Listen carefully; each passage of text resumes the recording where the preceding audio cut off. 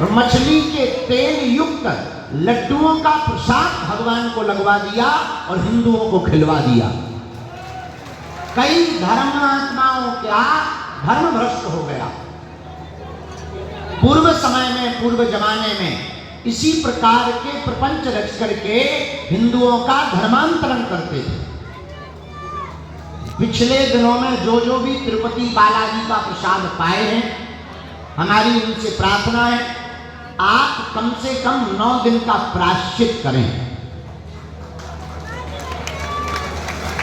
और वहां की प्रबंधक और उसके जो भी लोग हों उनको कठोर कार्रवाई उन पर की जाए, फांसी दी जाए और वहां के सभी रहने वाले लोगों को भी 9 दिन का प्रायश्चित परायण व्रत उपवास आदि तिरुपति बालाजी के सभी भक्तों को करना चाहिए।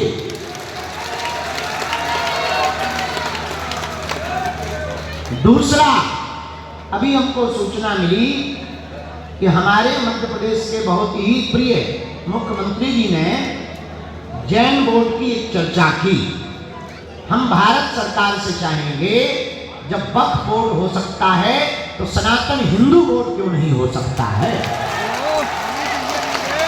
और मंदिरों को उनके अधीन करके षड्यंत्र रचने वाले, प्रपंच रचने वाली सभी ताकतों पर तत्क्षण रोक लगाकर हिंदू बोर्ड बनाए जाने की हम पूर्ण रूप से मांग कर रहे हैं।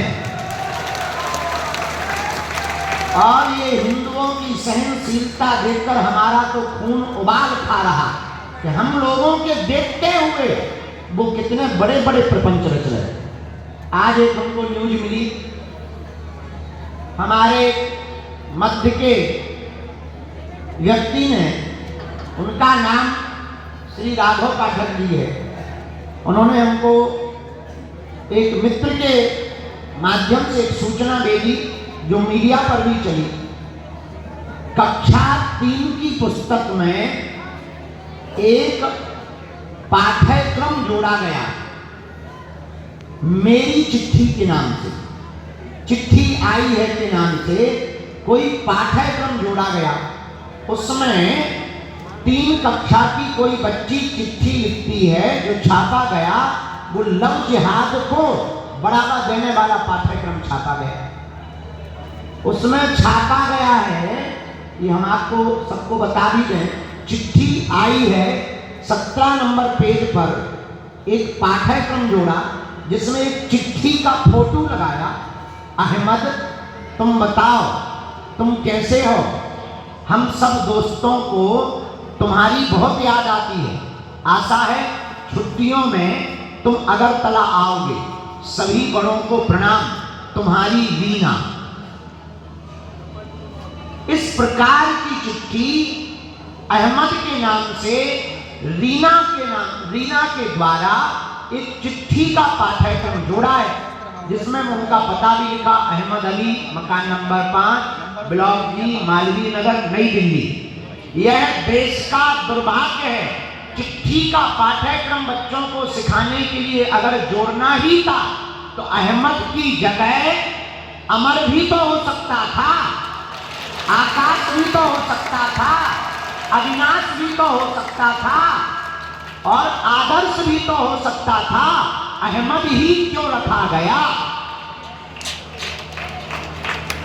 क्या प्रायोजित तरीके से तुम हिंदुओं की बेटियों को इन अहमदों के चक्कर में पड़वाना चाहते हो?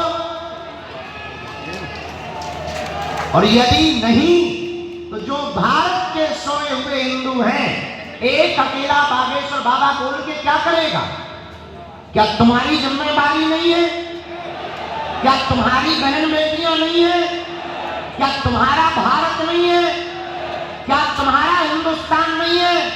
क्या तुम्हारा सनातन नहीं है? क्या तुम्हारे पूर्वजों ने इस देश में जीवन नहीं जिया?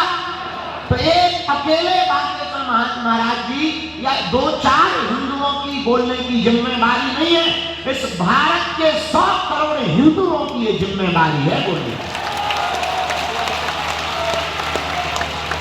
वरना आज तिरुपति बालाजी के प्रसाद में तुम्हें मछली का तेल खिलाया, कल तुम्हारे घर में तुमको खिलाया जाएगा और तुम बाल बांका नहीं कर लोगे। और धीरे धीरे पूरा धर्म भ्रष्ट हो जाएगा, सनातन से सब जो है विचलित हो जाएंगे और हम लोग केवल हिंदू हिंदू करके ताली बजाकर, रील चलाकर, वीडियो बनाकर, फॉलोवर जोड़कर, नाम कमाकर, नेता बनकर के जो है मंच सजाएंगे।